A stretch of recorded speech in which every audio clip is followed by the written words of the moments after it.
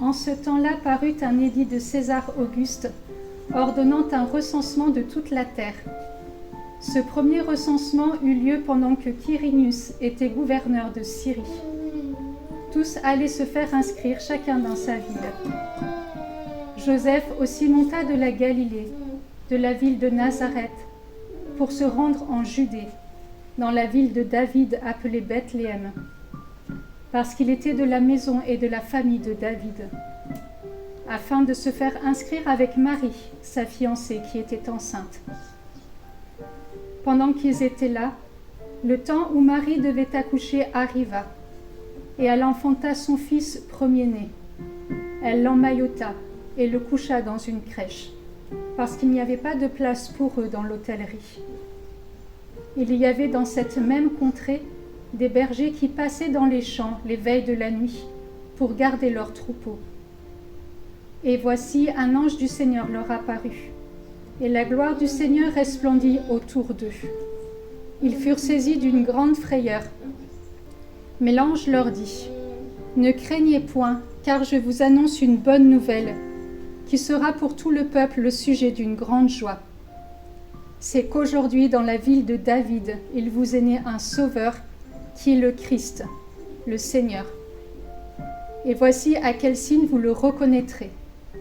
Vous trouverez un enfant emmailloté et couché dans une crèche. » Et soudain, il se joignit à l'ange une multitude de l'armée céleste, louant Dieu et disant : « Gloire à Dieu dans les lieux très hauts, et paix sur la terre parmi les hommes qu'il agrée. » Lorsque les anges les eurent quittés pour retourner au ciel, les bergers se dirent les uns aux autres : « Allons jusqu'à Bethléem, et voyons ce qui est arrivé, ce que le Seigneur nous a fait connaître. » Ils y allèrent en hâte, et ils trouvèrent Marie et Joseph, et le petit enfant couché dans la crèche.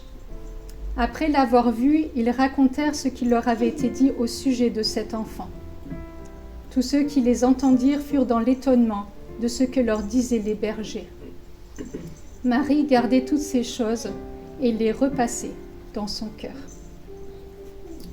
Voilà, vous pouvez vous asseoir.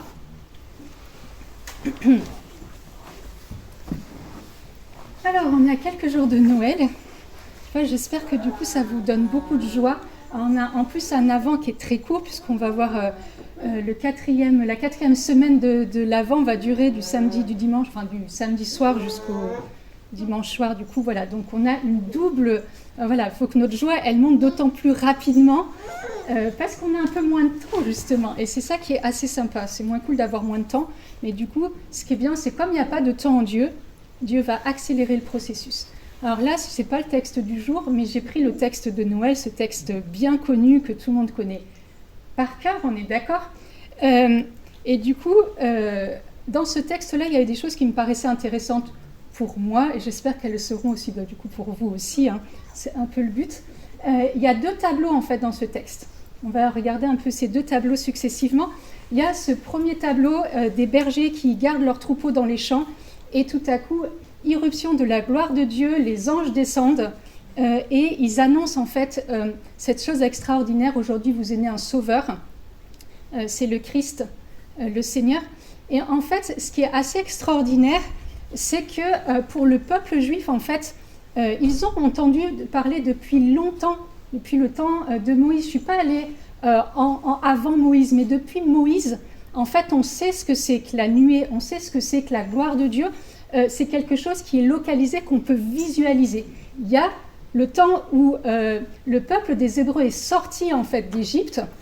Voilà, vous connaissez bien la scène. Il est conduit en fait par la nuée et par le feu qui est cette expérience de la gloire de Dieu qui les conduit dans le désert. Bon, 40 ans dans le désert, c'est un peu long, mais il y a cette expérience de la gloire de Dieu.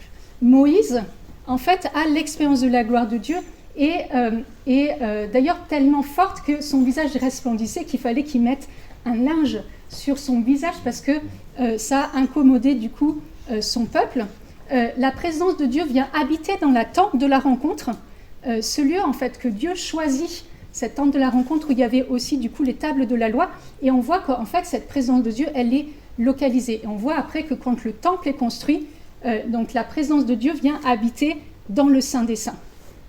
Et là, tout à coup, oh, chose extraordinaire, le ciel s'ouvre et il n'y a plus cette gloire de Dieu qui est condensée et dans un lieu très précis. Se réalise à ce moment-là, et se réalise déjà depuis plusieurs mois, donc depuis l'Annonciation, ce cri du prophète Isaïe qui dit « Si tu déchirais les cieux et descendis, c'est fait. Le ciel a été déchiré, Jésus est descendu et là il est né. » Et à ce moment-là, la gloire de Dieu, en fait, elle peut se libérer partout. Et ils vivent vraiment une expérience, en fait, qui les pousse et qui les met en avant. Et ils vivent le meilleur concert. Alors dire que c'est un concert angélique, c'est un petit peu fort, parce que c'est que des anges, mais ils vivent le meilleur concert de tous les temps, c'était ce soir-là, dehors, avec quelques animaux, c'est pas troupeaux plus ou moins grands, peu importe, mais en tout cas les anges est là, et il n'y a plus de séparation entre le ciel et la terre, et la gloire de Dieu n'est plus cantonnée simplement dans le Saint des Saints. Et ça, c'est la première chose. Et on verra en fait que le ciel va s'ouvrir doublement au moment où Jésus va remonter victorieux de la mort. Et à ce moment-là, en fait, le ciel est complètement déchiré et on a un accès total au Père. Mais déjà, le ciel est déchiré parce que Jésus est descendu, parce qu'il est né. Et que le plus grand mystère, c'est pas le plus grand pas de l'humanité, c'est celui que Dieu a fait sur terre. Il y en a qui disent que le plus grand progrès, c'est d'avoir été marché sur la lune. Non, d'abord que Dieu soit descendu et venu marcher chez nous, ça, c'est un progrès. C'est le truc le plus extraordinaire qui s'est passé en fait de tous ces milliers d'années avec le fait que Jésus soit mort et ressuscité. Si Jésus était que mort, ça nous poserait un petit peu problème parce qu'on ne serait pas vraiment sauvés en fait. Donc voilà, et il y a cette chose extraordinaire en fait que le peuple juif, le peuple des Hébreux a vu, et là qu'en fait Dieu multiplie à essence et il montre en fait qu'à ce moment-là la gloire n'est plus cantonnée, ni dans un lieu, et qu'en fait il vient pour tout le monde. Ça, c'est la première chose. La deuxième chose, ce qu'annoncent les anges, c'est un signe. Je vous le relis. « Et voici à quel signe vous le reconnaîtrez, vous trouverez un enfant emmailloté et couché dans une crèche. » Et là, en fait, on annonce un signe, ce qui veut dire qu'il y a un autre signe qui a déjà été accompli. Pareil, on est dans Isaïe, il y a un signe, et là, il est prophétisé, voici le signe. La jeune fille, la Vierge est enceinte et elle enfantera un fils qu'on appellera Emmanuel. À ce moment-là, on a besoin d'un autre signe, tout simplement, parce que celui-ci, qui a été annoncé il y a je ne sais pas combien d'années, a déjà été accompli. Ce signe-là est passé inaperçu. Et pourtant, c'était un signe d'une puissance. La preuve, on fête l'Annonciation. Bon, moi, c'est ma fête préférée, c'est simplement parce que c'est mon anniversaire. Ça serait dommage de ne pas l'aimer. Voilà, j'y peux rien, mais voilà, et ce signe-là est passé inaperçu. Celui-là, le deuxième, l'enfant emmailloté, on va voir qu'il passe aussi presque inaperçu si on ne fait pas attention. Ça, on y reviendra. Et en fait, à ce moment-là, voilà, il y a un deuxième signe. Voilà, cet enfant, c'est lui le sauveur. Ça veut dire que tout le peuple, depuis qu'en fait, il y a eu cette alliance entre Dieu et le peuple, en fait, on attendait le sauveur. On attendait, c'est-à-dire que chaque famille juive, quand elle attendait un enfant, ça pouvait être potentiellement le sauveur. Et donc, en fait, toutes les femmes étaient préparées à être la mère du sauveur. Il y a quelque chose d'extraordinaire, en fait. Et qu'encore aujourd'hui, puisque du coup, nos frères juifs ne reconnaissent pas Jésus comme le Messie, comme celui qui est fils de Dieu, qui est venu pour porter nos péchés, encore aujourd'hui attendent le Messie. Et que, du coup, chaque femme juive se prépare potentiellement à être encore aujourd'hui, en fait, le Messie. Il y a quelque chose de l'ordre d'une espérance encore extraordinaire que nous a transmis, du coup, le peuple juif. Et il y a ce signe, ce petit signe d'un enfant. Mais, avant d'arriver jusqu'à la crèche, il y a encore un petit passage, mais ce qui est intéressant, c'est qu'on voit que quand il y a cette visitation angélique, quand le ciel se déchire, les bergers ne restent pas à se dire « ouais, c'est trop bien, il y a une expérience de Dieu assez incroyable, dressons 3 tentes, une pour Gabriel, une pour Raphaël et une pour Michel, et on va rester ici. » En fait, quand on fait une expérience de Dieu, c'est jamais pour rester sur place. Et ce texte nous le remonte encore une fois, c'est-à-dire à ce moment-là, il y a une hâte chez les bergers, allons voir ce qui nous a été annoncé. Ils auraient pu rester tranquilles en disant « oh, c'était tellement bien ». Oh, c'était vachement bien, mais qu'est-ce qu'on a fait? Puis en plus, on est super élus parce que je pense que la personne d'autre n'a vécu. Ah non, c'est clair, c'était le meilleur concert au monde. C'est nous qui l'avons eu et on va rester entre nous dans ce qu'on a vécu. En fait, les bergers n'ont absolument pas fait ça. Et c'est bien redit du coup dans ce texte, ils y allèrent en hâte. Et que nous, du coup, de la même façon, chaque fois que nous faisons une expérience de Dieu, quand il y a quelque chose qui se passe de l'ordre d'une visitation de Dieu, c'est jamais pour rester pour nous. Ça nous change, ça nous met en route, mais ça nous met en route de plein de façons différentes. Bien sûr, ça va nous rapprocher de Dieu, parce que c'est le but. Quand Dieu vient et qu'il nous visite, le but c'est qu'il nous rapproche de lui, mais en même temps il nous renvoie en fait. Il nous pousse à l'audace, il nous pousse à la charité, il nous pousse à aller vers ceux qui ont besoin, il nous pousse à la mission, il nous pousse à l'évangélisation, il nous pousse en fait à nous déployer, il nous pousse dans notre appel. Et il y a quelque chose qui se met en route. Et là on voit que les bergers en fait, qu'est-ce qu'ils ont fait? Vous vous êtes déjà posé la question de savoir ce qu'ils ont fait de leurs troupeaux. Est-ce que les pauvres, ils les ont laissés tout seuls à ce moment-là? Comment ils se sont débrouillés? On n'en sait rien. Ils ont été tellement visités qu'on ne sait pas la suite, mais qu'ils sont partis en hâte pour voir en fait l'accomplissement de ce que les anges sont venus leur apporter. Et du coup, il y a ce deuxième tableau, cet enfant dans la crèche, quelque chose de très doux, où a priori, il ne se passe rien, il n'y a pas d'ange au-dessus de Jésus, au-dessus du berceau. Les anges, ils ne sont pas là, ils sont loin. Extérieurement, il ne se passe rien. C'est quoi le signe? C'est un enfant nouveau-né, des jeunes parents, peut-être l'âne et le bœuf, mais on n'en parle pas dans l'évangile. En fait, il se passe quoi? Mais rien d'un point de vue humain, d'un point de vue rationnel. C'est-à-dire que c'est un enfant nouveau-né, comme il y a eu des millions d'enfants nouveau-nés avant, et comme il y en a eu des milliers après. Enfin, je ne sais pas, regardez dans vos familles autour de vous les derniers enfants nouveau-nés. Bon, Théo, c'est plus trop un nouveau-né. Mais voilà, c'est-à-dire que qu'est-ce qui différencie de Jésus d'un autre nouveau-né? Eh bien, rien. À ce moment-là, les anges ne descendent pas. Il n'y a pas la voix du Père qui dit « Regardez, celui-ci, c'est mon fils bien-aimé ». Il l'a dit après. Il ne se passe absolument rien. Et pourtant, c'est la visitation la plus extraordinaire. C'est le moment le plus extraordinaire où Dieu se fait petit enfant. Et à ce moment-là, on a besoin d'avoir ce cœur d'enfant.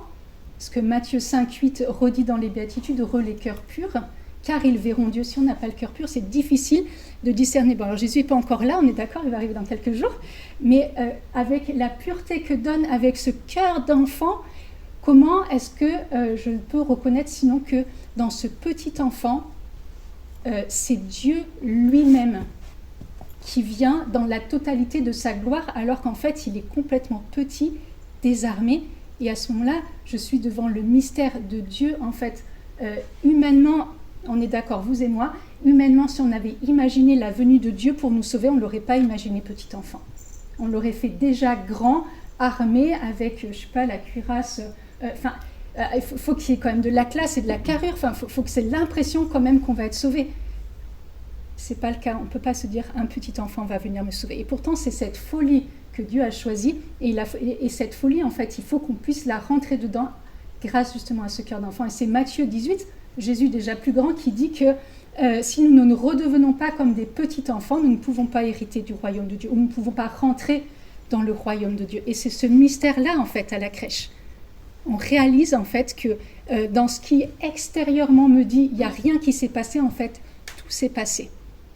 Tout s'est passé. Et en fait, dans ce mystère de la crèche, ce qui est un truc incroyable, c'est qu'en fait, tu ne peux pas venir avec des armes, c'est impossible. Je ne peux pas arriver avec ce que je sais, je ne peux pas arriver avec tous mes diplômes, je ne peux pas arriver avec tout ce que je me suis mis. En fait, devant un enfant, on est complètement désarmé. D'abord, on est complètement gaga aussi, mais on est complètement désarmé. Je ne dirais pas qu'on n'est pas démuni parce que ce n'est pas ça. Mais à ce moment-là, en fait, un enfant, ça fait baisser la garde, ça fait baisser les armes, et c'est exactement ce que Jésus est venu faire pour la nuit de Noël. Il est venu nous faire baisser la garde, il est venu nous faire déposer nos armes, et il est venu faire en sorte que justement, nous ne nous sentons pas agressés par Dieu. Et en fait, il y a cette liberté totale, en fait, de se dire, est-ce que je reconnais réellement dans cet enfant Dieu? Est-ce que je reconnais et est-ce que j'accepte, en fait, par la foi, que cet enfant, c'est Dieu qui vient me sauver, et vient me sauver déjà là, en fait, déjà à la crèche, en fait. Le mystère de la croix est déjà dans sa naissance. Le mystère de la croix est déjà dans la crèche, même s'il faudra attendre quelques années après. Bon, nous, on a de la chance, et que de toute façon, on est sauvés parce que Jésus est déjà mort et ressuscité. Donc voilà, mais Dieu va me laisser cette entière et pleine liberté de pouvoir fléchir le genou pour l'adorer devant un petit enfant. Et en fait, là, on voit en fait que cette visitation angélique des bergers, c'est ce travail qu'il a fait dans leur cœur. Pourquoi il a choisi des bergers? Moi, j'ai toujours entendu dire, ouais, c'est parce que c'était les plus pauvres. bergers n'étaient pas forcément pauvres. Hein. Enfin, je veux dire, peut-être que les troupeaux, c'était des troupeaux qui leur appartenaient. Donc, un troupeau, c'est une richesse. S'il avait choisi les plus pauvres, peut-être qu'il aurait choisi les lépreux. Ils ne peuvent pas travailler, ils sont exclus de la société. Donc, les bergers, ce n'est pas forcément les plus pauvres. Peut-être que c'était juste ceux dont le cœur était prêt, à ce moment-là, à croire quelque chose qui paraît de l'impensable, de l'inimaginable. À ce moment-là, Dieu est tellement fou que pour être chrétien, il faut aussi être fou, en fait, et rentrer dans cette logique de folie. Moi, je comprends tout à fait que les gens qui ne croient pas en Dieu, mais vous êtes complètement fous. Il y a même, quand j'étais à l'hôpital, plusieurs fois, des personnes qui m'ont dit « J'espère que, ok, tu es chrétienne, et c'est bien, mais j'espère que tu as revisité, en fait, ton christianisme pour le remettre au goût du jour. Bah, tu vas quand même pas croire que Jésus est né d'une vierge. Si. Voilà, tu vas quand même pas croire que Jésus est ressuscité. Si. Ah bon, mais pourtant tu es quand même bien évolué, tu as fait des études. Oui, parce que la foi, c'est une folie aux yeux de ceux justement qui n'ont pas la foi en fait. Et pourtant, c'est cette foi-là qui nous maintient, et c'est cette foi-là, et c'est cette folie-là qu'on fait en allant à la crèche et en fléchissant le genou pour adorer un enfant. Et c'est ça qu'on va faire à Noël. Et dans ce mystère, il y a non seulement la joie, l'espérance, l'adoration. En fait, tout nous est donné. Et c'est vraiment le moment, justement, devant la crèche, et du coup, dans ces derniers jours, en fait, qui nous séparent à Noël, et le jour où on va pouvoir accueillir cet enfant, c'est réaliser, en fait, que cet enfant, il vient apporter la joie au monde, et il mérite, en fait, ce qui est le meilleur pour moi. Nous, on n'aura peut-être pas d'or, enfin, peut-être vous, mais en tout cas, nous, on n'aura pas d'or à aller apporter. On aura de l'encens, il y en a dans les églises, voilà, de la myrrhe, mais ce qui est sûr, c'est qu'il y a nous, on est aussi un sacrifice à déposer à la croix. Ce qu'on est dans ce qui est bon, mais aussi dans ce qui est moins bon, dans ce qu'on aime, mais aussi surtout dans ce qu'on n'aime pas, c'est vraiment le meilleur cadeau qu'on puisse aller déposer avec notre adoration. Parce que, en fait, justement, en se faisant tellement petit, tellement humble, tellement fragile, tellement dépendant, que justement, le but, c'est de ne pas avoir peur de Dieu. Et en fait, on peut se déposer totalement et entièrement devant un petit enfant parce qu'on sait que de toute façon, son regard à lui, il est pur et il nous voit dans notre beauté, dans notre pureté. Certains ont plus de mal d'aller vers Jésus adulte parce qu'ils ont peur en fait du jugement que Dieu peut mettre dans leur vie. On ne peut pas devant un petit enfant. On craque et on est tous pareils. Et on fait des grands sourires et on fait voilà, tout ce que vous voulez devant un petit enfant. On va se remettre vraiment et on va demander à Dieu justement qu'il rende aussi vraiment nos cœurs comme des petits enfants.